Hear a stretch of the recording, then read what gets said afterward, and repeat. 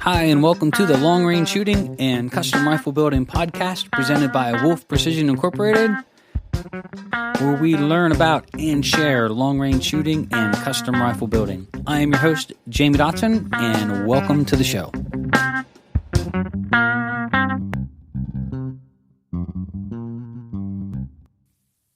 Hi, and welcome to Wolf Precision's Long Range Shooting and Custom Rifle Building podcast. I'm your host, Jamie Dotson, and welcome to the show. In this episode, we are going to take a quick pause on our Preparing for the Hunt series, and in this episode, we are going to do a listener Q&A session, in which we've had lots of great questions sent in. We've been saving some of them so we can try to make a great show out of it, and I think this is just a great opportunity to do so.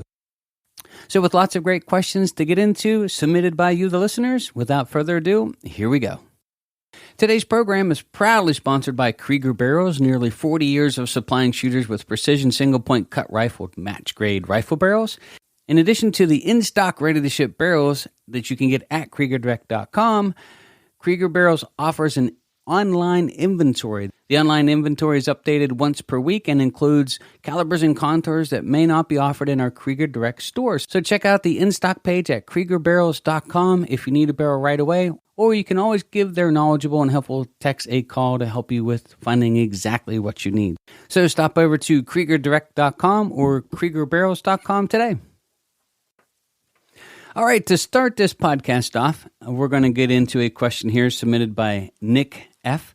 Now, Nick had asked two questions. He said, first of all, if you neck size or neck and size a case and let it set for a long period of time, what steps do you recommend to take to get them ready to seat a projectile? So you'll hear me talk about this in the Reloading podcast, and it's one of those things that we deal with here with customers that do reload to call in with getting either crazy standard deviations or flyers, and that is sizing cases and then letting them set for days, weeks, and months, and then going back through and pulling out the sized cases and dumping powder and seating bullets right away. What happens is the neck wants to close or spring back, and it gives really inconsistent neck tension, which causes some problems with accuracy.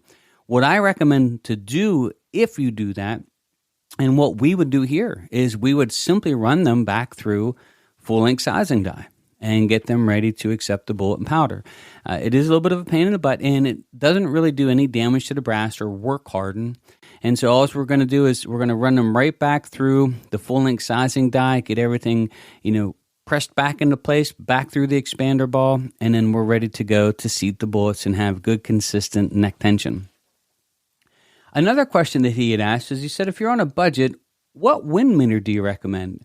He says he's seen lots of brands out there and a wide variety of prices with little differences. So he wanted to get our opinion on what wind meter to purchase. Again, Nick, great question.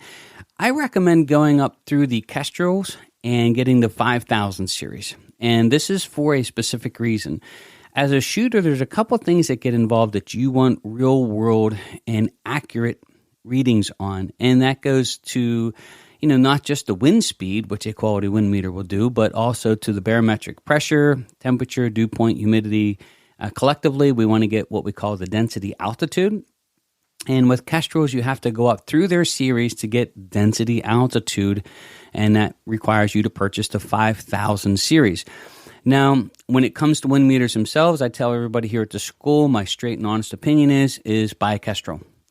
Kestrel is made here in Pennsylvania, which is, great plug for a business here in our state. But also they are really true scientific tools. So these are calibrated and used across the country and even around the world for getting accurate information. These are legitimate scientific tools that give actual weather conditions. Firefighters use them, environmentalists use them for different research and development. So if you're going to buy a wind meter, get one that's a legitimate scientific tool, and we recommend Kestrel. There's a lot of knockoffs you'll see out there. There's also lots of stuff you can buy on there in all the different online purchasing stores, without throwing out any particular names, that have their own branded wind meters. We see them come through the school all the time, and I will tell you they are not right. We can hold them right up beside the Kestrel and sometimes have a several mile an hour difference in the wind, and that means a mess. So in this case, I just straight up tell guys, buy the Kestrel. We sell them here. If you would like to order one through us, Of course, we are a Kestrel dealer, and we can even have it custom engraved and shipped out to you with your name and stuff on it if you would like. But give us a call here or stop over to Kestrel and order it directly from them here in Pennsylvania. And we recommend you get the 5000 series. If you can afford a good wind meter, step up just a little bit more and get the one that allows you to get density altitude. And currently, that's the 5000 series. Now, to follow that up with an unasked question is we do get people that ask about the ballistics programs, both the Ford-Off as well as the other programs that Kestrel offers. We teach a way to get dope for a rifle and how to true your dope. And I'm not anti-technology when it comes to having these inside your wind meter, but to be truthful with you, none of that is in any of my wind meters. I want my wind meter to tell me weather conditions, not a ballistics program. And so I don't recommend for new shooters to upgrade and try to get that all put together. It's really not required. If you can afford it and you would like to play with it, great, go ahead. I'm not against it, but I will tell new shooters that save the money, get the wind meter that gives you density altitude, and then learn how to get dope for your rifle and how to get it sort of the old school way or some other programs that you can get. I try not to link it or have it in the wind meter, especially for new shooters. It can be pretty complicated to keep running true. There's a lot more involved in it, and it teaches you to depend on it to give you your dope. And so if you can picture like back in the day, if you remember the old Magic 8 balls where you shook it and asked a question and it magically gave you the answer, the wind meter and other things aren't that. And it teaches you to depend on that product for your dope. When dope isn't something that you get, it's something that you have, data of previous engagements. And now that's something we can talk about for hours and a totally different podcast. And maybe we'll dive into it again someday. But 5000 series Kestrel, and you are good to go. So the next question we have submitted from Kurt F. And Kurt had asked a great question. And this is actually when we get it to school and something that really dives into the fundamentals of marksmanship. And so I thought this was an awesome question to sort of go over here on the podcast. He had said that I find it difficult to place my cheek on the rifle stock cone while wearing muffs or hearing protection like earmuffs. He says he shoots a highly adjustable chassis system, but still finds it difficult to get a good consistent cheek weld. And so he's asking our opinion on earmuffs. So here, and I thought that was such a great question too, because it really does matter. When you're getting into the fundamentals of marksmanship, getting a good consistent cheek weld and cheek pressure is huge for long-range shooting, especially for consistent shooting. So if you want to consistently be able to hit that same spot reliably, cheek weld, cheek pressure is a really big deal. Now, here's the problem with earmuffs, and this is my response that I sent him via email, is that if you are picking your head up or modifying your cheek weld or placement of your face on the stock to compensate for your earmuffs being lifted off your ears while shooting, you have to wear earplugs. The reason being, like myself, some people's ears are too low on their noggin and they can't wear earmuffs because it interferes with their cheek weld on the stock. And so what they'll do is, like his email here, and it was a little bit more lengthy than the sentence or two that I asked, is that he was just constantly struggling. There was no way he could get it adjusted properly to where he felt he had a good, comfortable cheek weld. And the reason was he was compensating for trying to force himself to wear ear muffs. So at the school here, we'll watch, and you'll see people modifying their head position or in an appropriate cheek weld, trying to use their earmuffs. So they're trying to compensate for the fact that they're wearing earmuffs and they can't get on the stock properly. And the results is a really uncomfortable shooter that just can't find that perfect spot for cheek weld and cheek pressure. And so we tell them at school all the time, if you find yourself in that position, get rid of the earmuffs, wear earplugs, whether they're electronic earplugs, which there's a lot of great ones out there now. So if you want to be able to hear and still have hearing protection, or whether it's just a really good quality earplug. Unfortunately, in this scenario, you have to probably just get rid of the earmuffs outside of walking up and down the line and talking to friends. But when you're ready to shoot, you're probably going to have to wear earplugs. So the next question was submitted by Chris, and Chris had asked, he said, "Hi, Jamie." He said, "Can you please do a podcast or at least touch base on the recommended process of cleaning copper and barrel maintenance?" That is a great question, and I think this is a great opportunity in the podcast to talk about it. So we recommend highly the Vortex products. There is a new cleaner out by Bullet Central that we're working with now that seems to work pretty well. and we're testing it for longevity to make sure it's not doing damage to the barrel. So I don't want to throw it out on a podcast yet, but we're always looking for great products that clean well but don't do damage. So to this point, I will recommend it. The 3 products that we really use a lot is the Vortex carbon remover. I'll use it first, and I'll patch some patches through. I might let it set for a little while, and then I do use bronze brushes. Then after I'm done with that, I'll use Vortex Eliminator, which does a really nice job on copper and carbon. And then after that, I'll use Vortex Copper Remover, and that does a really nice job after we break the carbon down to get rid of the copper. All 3 products are safe for your barrel. They won't do damage, and they do take a little bit of time, so I'll go over my cleaning procedure. It takes me on average an hour to clean each school rifle. So consider when we have a class of 4 shooters, it takes me a minimum of 4 hours to clean these rifles. And now that's actual cleaning time. Sometimes I'll let them set and work on other things while it might be setting in my vise, and I'll be letting the carbon cleaner soak a little bit.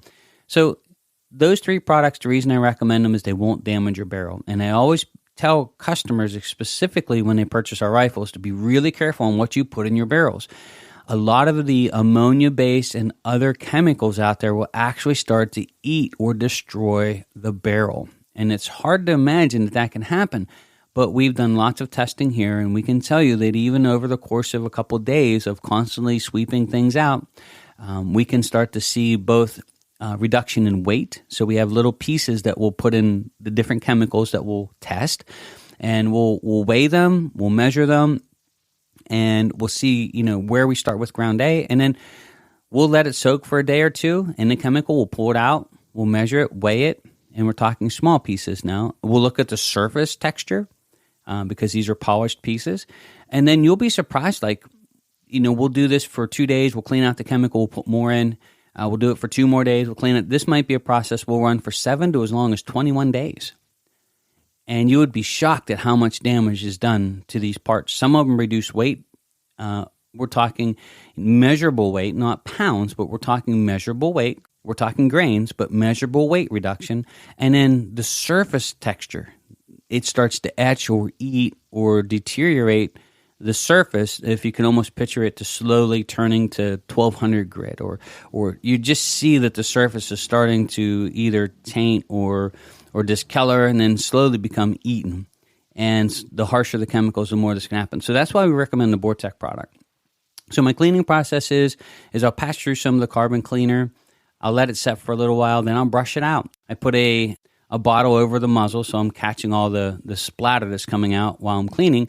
But I'll do 10 strokes with a bronze brush, and then I'll re-soak the brush, and then I'll do 10 more strokes.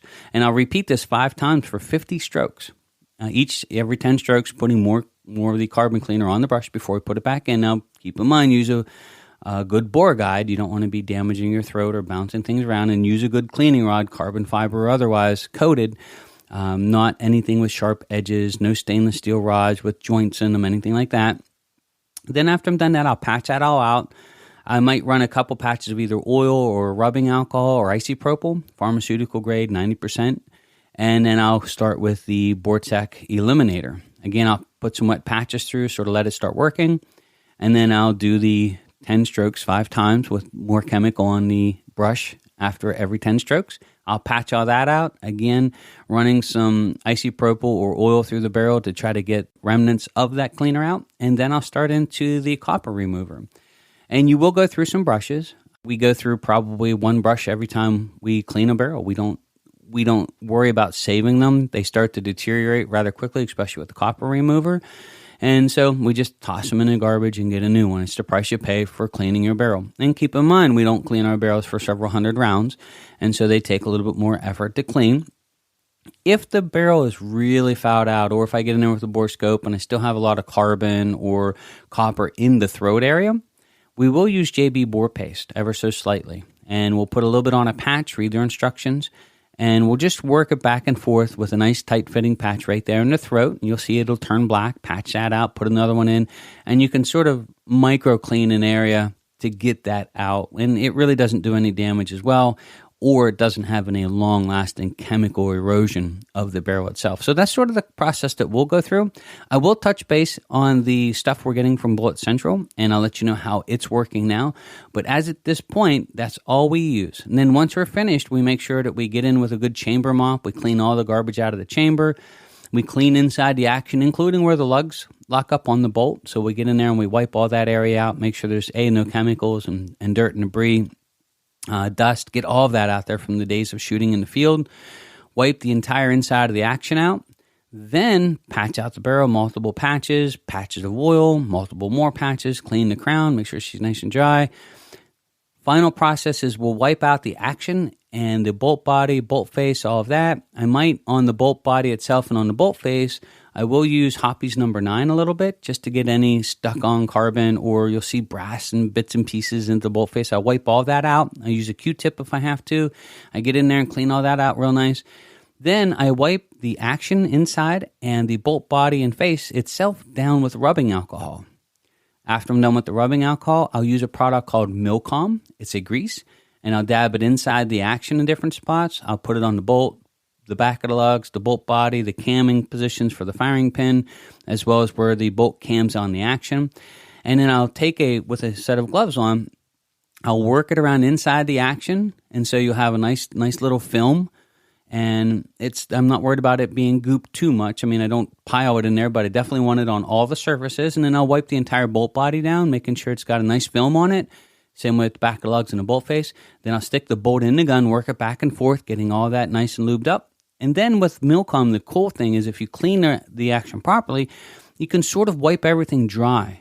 Take a piece of cotton, t-shirt, wipe inside the action out really well, wipe the bolt body down, and what you'll see is it'll turn almost like a waxy color. Like if you just wax the car, it'll have like a little dull to it.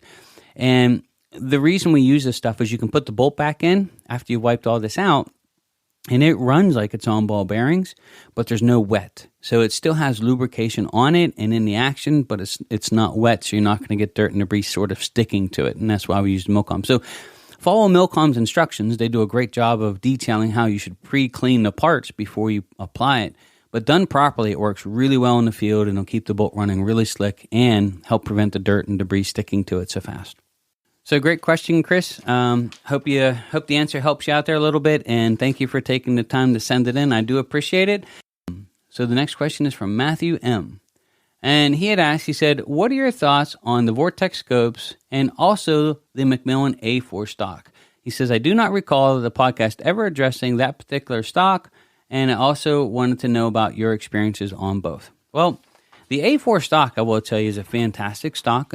If you go and look up the history, just Google it, you'll see that the Marine Corps used it for their sniper rifles for a while.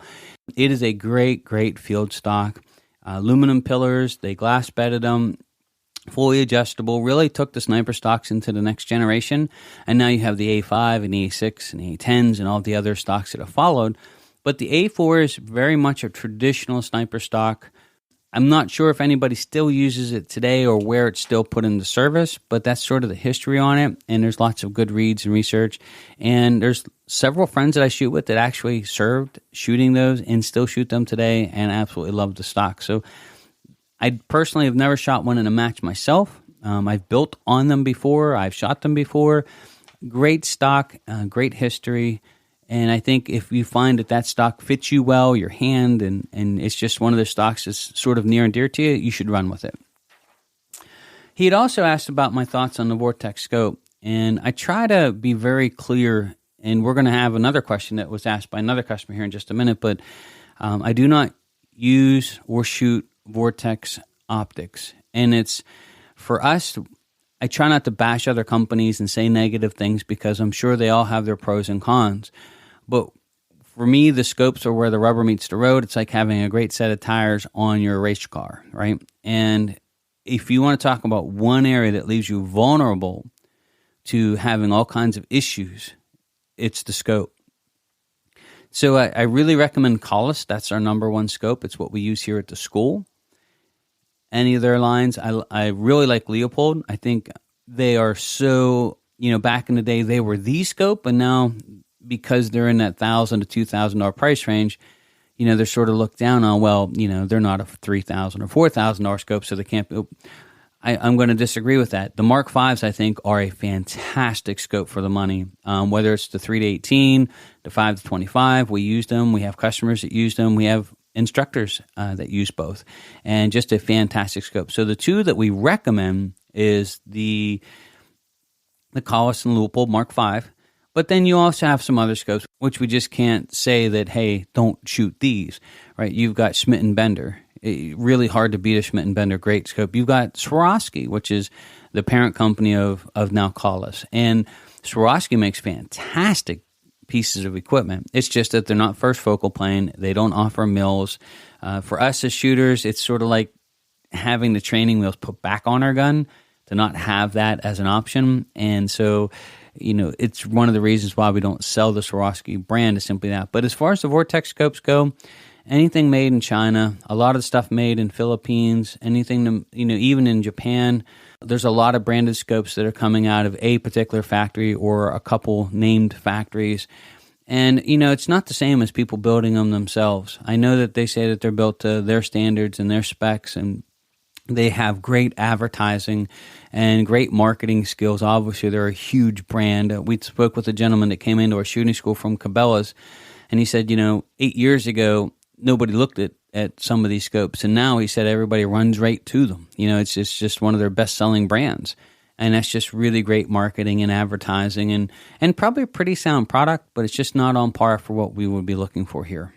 So the next question here is submitted by Michael J., and it goes back to the optics, and he had said that I'm somewhat dismayed at your belief that it is not your place to give an honest review of scopes that a manufacturer had sent you specifically for evaluation. And he'd also said that it was our place to actually call them out, whether they were good or bad. And then also the reality is that some folks only naming companies when praising products may be part of the cause of the problem, allowing subpar products to be successfully marketed and sold as precision gear at precision gear prices.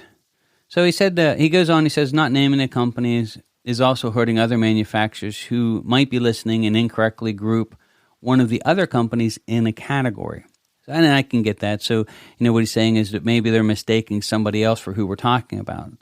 And so he's always said that I've always heard that Vortex is the exception to the general rule about avoiding China, but now I'm questioning that. So it's a great question. It was sent in by Michael J., and I hope that reads okay on the podcast. What I'm going to say about that, I don't know where Vortex is made. I don't know if they're in China. I don't know if they're in Japan or the Philippines. And there are other scopes that are made in those same facilities that are branded by other companies. And they all have their engineers working to make sure that they hold to their quality. However, though, when you're subcontracting parts out and just having stuff branded, for me personally, I don't see you as being in the scope manufacturing business. I see you in the scope selling business. And that's not a bad thing. I mean, it creates products, it has lots of people involved, and of course, it keeps lots of people employed. But I'm really careful because I don't want to say anything on the podcast that lives forever and then turns out to be either changed, so they brought manufacturing in-house and start making just world-class stuff. Of course, we would throw it out there if we picked it up and started carrying it. But I don't want to say something and then that stick. That's sort of the problem, is you've got the sticky factor involved in it. And I'm also one to say that, we're all human and we've all made mistakes as far as introducing a new line maybe before it was ready, or, changing course or direction with a business. Just rethinking about, hey, we don't want to go this way. We're going to go a totally different direction. And then, you have the consequences to deal with that. And so I understand business and how it works, and it's a very competitive marketplace. And so a lot of that will often dictate not just directions that people will go, but pricing, and then the pressure. They have the pressure of trying to compete at this level in markets where money matters as well.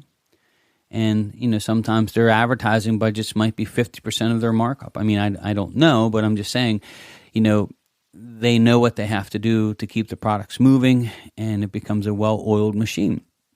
But for me as a shooter, here's how I like to look at it. You've taken the time to build a great quality rifle, or you're shooting a great quality rifle, one that you really like a lot. And, it's like taking and putting $99 tires on your race car and taking it to Nuremberg or taking it to the racetrack in Germany. You're probably going to die in one of the turns. You know you're putting a less than perfect or subpar product. You know that.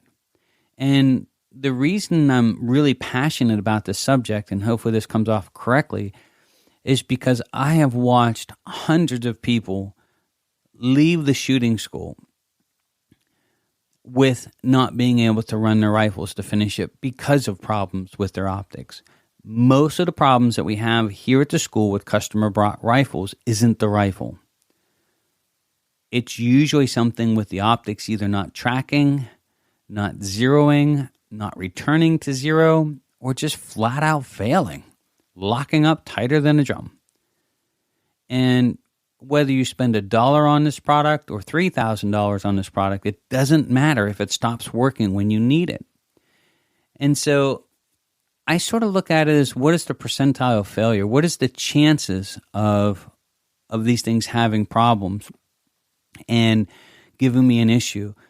And what I am looking for when I look at optics or scopes to put on a rifle that I truly care about, so we're not talking about your 22 for shooting squirrels, which, by the way, I shoot a Vari X2 Leupold on my squirrel gun that's suppressed, and it's 1970s technology, but it tracks and works great, right? Brass gearing, all that good stuff.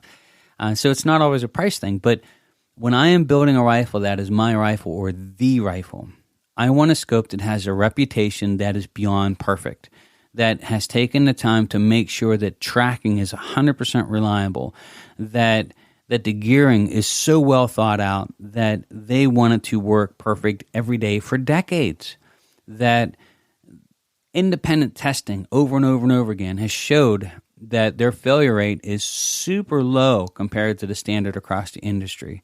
Nobody makes a perfect product, and there's always that chance of getting something that has an unforeseen issue of some kind.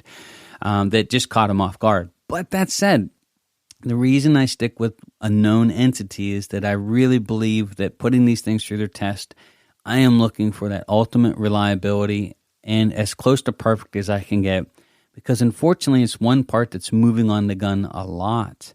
And that's the other problem is that we're dialing these rifles up and down constantly. I mean, I do it in the classic. I'll reach up and grab a scope, and I'll just start turning the knob left and right, left and right, left and right. And I'll do this for 3 or 4 minutes in front of a student. I'm saying, hey, if I walked up to you at the range and this was your rifle and your scope, and I reached down and I started doing that to your knobs while I'm talking to you, just turning them left and right, like how long could you handle that before you almost lose your mind? And the answers from the students like, oh my God, I'd be mad already, But I remind them that we do that in the first 2 hours of the day. That's how important that part is. And so that's why we stay with Leupold, and that's why we stay with the Mark Vs and the Collis. And, there are other scopes, like I said before, Schmidt and Bender, and that are just super quality scopes for sure. And there's new ones coming out all the time. But what we look for is track record. Not what they're saying, but what the results have been over long periods of time, and then we consider it from there. So going back to not naming names, I always find it's best in this scenario to name what we actually like to use with no self-serving. I am not paid by these guys. Yes, we sell them, but we sell them by choice. We use them before we ask to sell them because we believe in the product. And to be honest with you, I only sell the products I believe in, and that's 100% across the board. We don't sell anything here to our customers that we don't personally use, and that's sort of the standard that we set. And if I won't use any of these other optics, then I obviously won't sell them to my customer because I just don't believe in them. I just don't think they're at that level of what we are looking for to put on our guns here. And so I try not to name names. I try to say, okay, here's what we like, and I think that's a good way to go. And it does 2 or 3 things. It's not bashing other people's products because they're doing a great job, obviously, and not everybody's having problems with them. It's just we're trying to keep that to a minimum. I think that's sort of our goal here.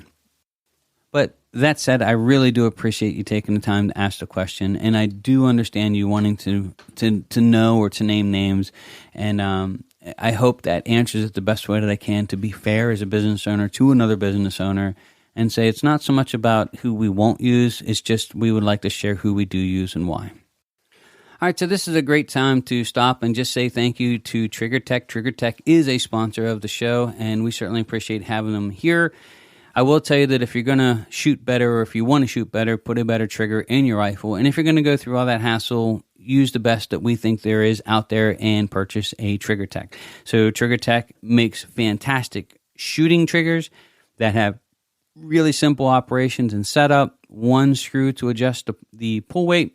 They are safe. They are self-cleaning, and they are reliable. It's what we use in all of our guns here, and they now have the 2-stage. So they make lots of different triggers for other models. We use Remington 700 clones here, of course, but if you're going to buy a good trigger, we really highly recommend looking at TriggerTech triggers.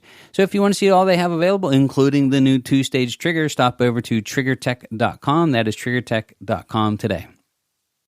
We'd also like to take time to say thank you to MDT Chassis. MDT Chassis is a sponsor of the show here as well, and we certainly appreciate and thank their support for the show. We like to look at chassis as what's next and up and coming. They offer a full line of chassis from the Oryx, which is one of our favorite entry-level chassis, right up to the ACC, different competition levels, and lots of accessories, adjustments, and personalization to them as well. So if you really want to get a good stock or aftermarket stock for your rifle, which is what we really recommend to do, you get a great shooting rifle with a factory stock that just doesn't fit you right, we recommend right out of the gate that you replace the stock and get something that you can adjust to your particular build and size.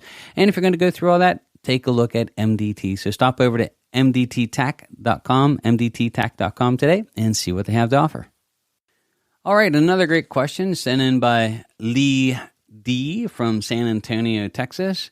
And Lee had asked the conversation, age-old, minutes, or mils. So Lee had said he's a little bit older, and that it seems like a lot of the younger guys always want to switch over to mils, and the older friends are sort of stuck on minutes, and what's my opinion on that?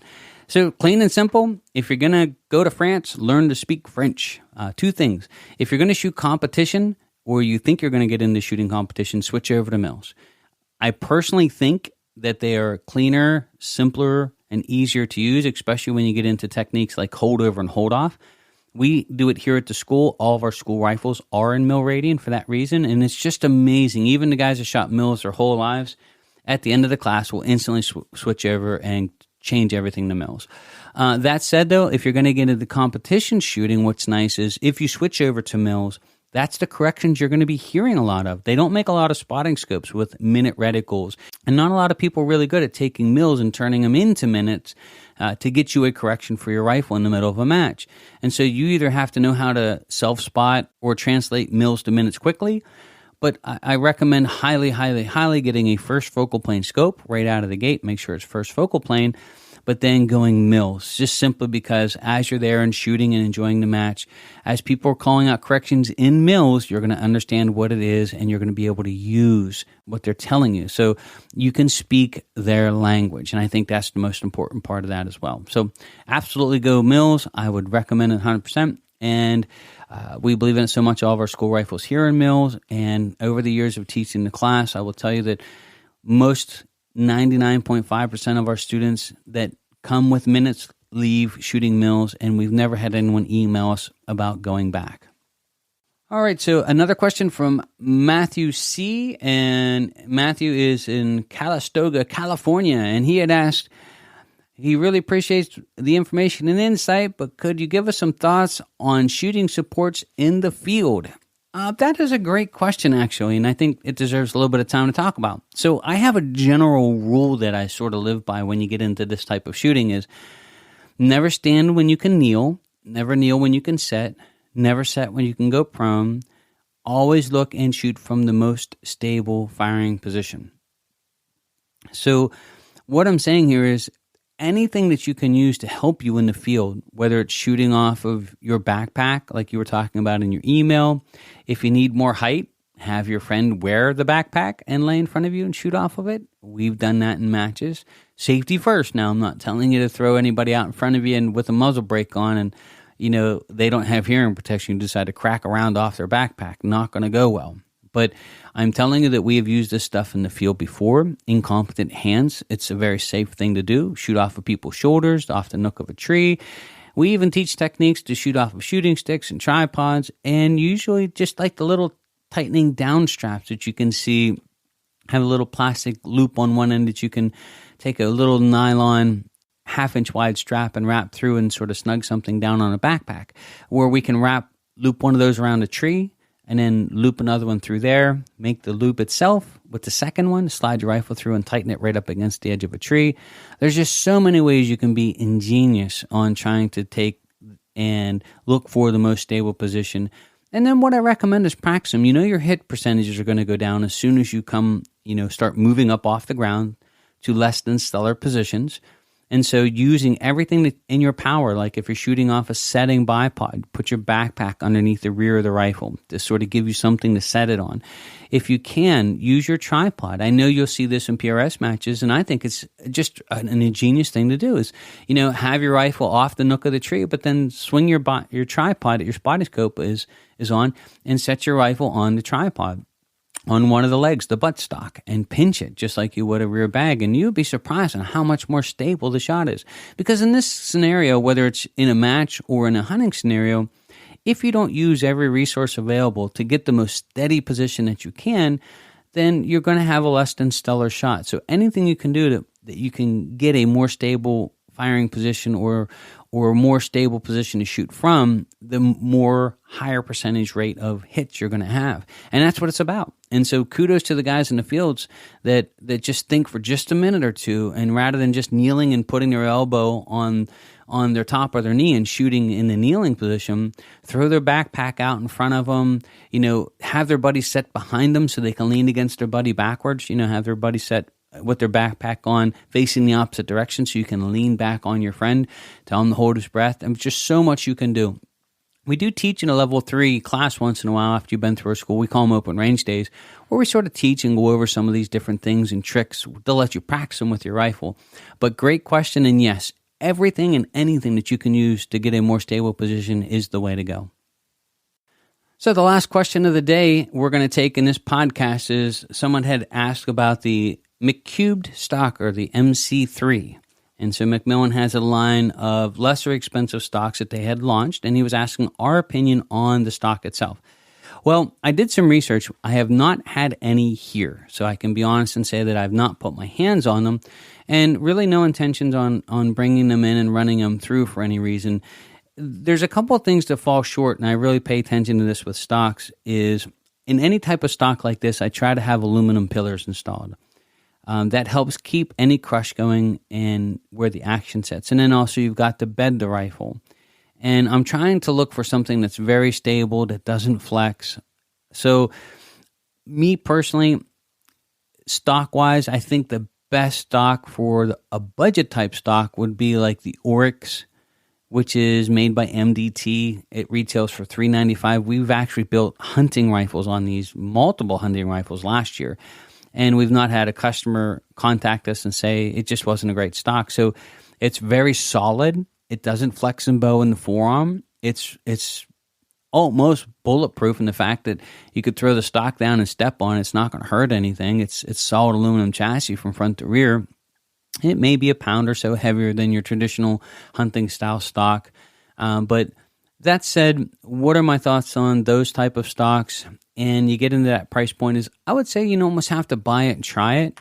Make sure you can get it to where it's adjustable. Know that it's going to have its limits on just how much it flexes. It might be a great stock. It really might be. I don't want to undersell it. I've never shot one. But when you get into that price point, the flexing becomes a bigger issue than anything. We just don't want the forearm as we're loading a bipod to flex. If you can think of like it's preloading, and then when the gun cracks, it actually gives you a little bit extra kick up. So that's part of it. The other thing is having it bedded. Whether it's a chassis or Macmillan A3 or the MC3, we really recommend bedding these stocks. The reason being is you want a footprint to lock that action into that stock perfectly, contacting everywhere it's supposed to in the appropriate way in a mirrored image of the action. And so you just get this lockup like you can never have without it. And so if you do decide to go with one of these, that's probably one of the things that I would recommend to do. If you like the stock and it's lightweight and you think it's a fieldable stock and, its application fits your situation really well, go for it. But really recommend having it professionally bedded and see if there's any way that you can stiffen it up if it does flex a lot. So as a hunting rifle or here in our Pennsylvania woods where we might shoot 150, 200 yards, it's really not going to make that much of a difference if it flexes a little bit. If you're going out west and you think you might be shooting 800, 1,000 or more on varmints, or it's a big game hunt where the shot could be, in excess of 500, 600 yards, then that starts to play a little bit into my decision-making process because stability becomes a big thing. I don't want anything that flexes and moves a lot. So I'd like to thank everybody for taking the time to tune into the podcast. We had archived lots of great questions, and all of these great questions are awesome. For those that submitted the questions and heard it on the podcast, please contact me, send me out an email, and let me know if you would like a t-shirt or a hat as our way of saying thanks for sending a great load of questions to us. We always appreciate that. For some updates, we did finish our long-range shooting schools for the year. We had 3 classes back-to-back. Some of the best shooting classes that we've ever had. Weather was absolutely beautiful, and it is always awesome to spend 3 days on the firing line with just a great group of passionate shooters. Also, just to touch base on the shooting schools for next year. For this year, it's been one of the best years ever. The time that we get to spend with everybody, the feedback from the clients on the one-on-one relationships and being able to spend one-on-one time with everybody, and the fact that I enjoyed every single class to the max. I mean, you got to know everybody's name, you got to spend time, what you do, and really got a chance to know everybody. And I thought it was just a great, great thing to not just enjoy and share the art of long-range shooting, but actually get a chance to get to know the people that are coming through and why they're coming through and what they're going after. And it was just great. And I think that's important. It sets us apart from everybody else out there. It's just pounding people through and mass chaos and having 10 to 12 people in a class. Those days are gone for us. So if you'd like to come through and learn the art of long-range shooting, we'd love to have you. And if you come through, you're going to enjoy some really personal one-on-one time. I think that's very important. 2 more things to wrap up here before we go. So not just our rifles, but most of our rifles to have starting prices of under $4,000. And so our goal is always to give the very best product in the market. We think we found that with the Ace, but then also to always, always, always give it to the customer at the very best price that we can. Everybody works very hard for the money, and we want to make sure that not only can we give you a better product than you can buy anywhere, regardless of the price, but then also double down on that and saying that, our responsibility to our customers is to always make sure that we are providing them with the best price that we can. So we're really excited that almost all of our rifles now have a starting price of under $4,000 with a bad action Krieger barrel, brand new Ace. And, the thing with the Ace here, and just to touch base with it just a minute, it's about eliminating waste, and it's about eliminating a process that no longer needs to even exist. When you take traditional gunsmithing, for example, you're using 1800s and early 1900s technology of manually drilling and reaming a barrel. And there's several problems with that. Is number one, the curvature of the bore. You can't get rid of it. The other problem with that is just an absolute waste of excessive, shop time, manpower. You're limited by the quality or the ability of the gunsmith to actually chamber it properly, inconsistency from barrel to barrel and how the guy's feeling for the day. And so in our minds, the Ace not only allows us to do a better job at making a barrel and throating it, allows us to make a perfect chamber without human intervention, no one-offs, and then assemble it afterwards. But the big thing is we are getting rid of needless hours and hours and hours of manual labor that is part of the problem. And so one of the reasons we're able to do the pricing that we can is that our system is about just quality and efficiency on how we build and changing the entire backdrop of how rifles are actually made in this modern world that we live in. And so we're really excited with that because part of that is we were able to pass on the savings of not to needlessly have 3 or 4 people standing at a lathe manually dialing in and being limited by what they're capable of doing on the product that we're putting out. as well as having to add that unnecessary cost back into the cost of our rifle. So that's a really big deal as well. So thanks for taking the time for joining us. My name is Jamie Dotson. I'm your host, and you're listening to the Long Range Shooting and Custom Rifle Building Podcast.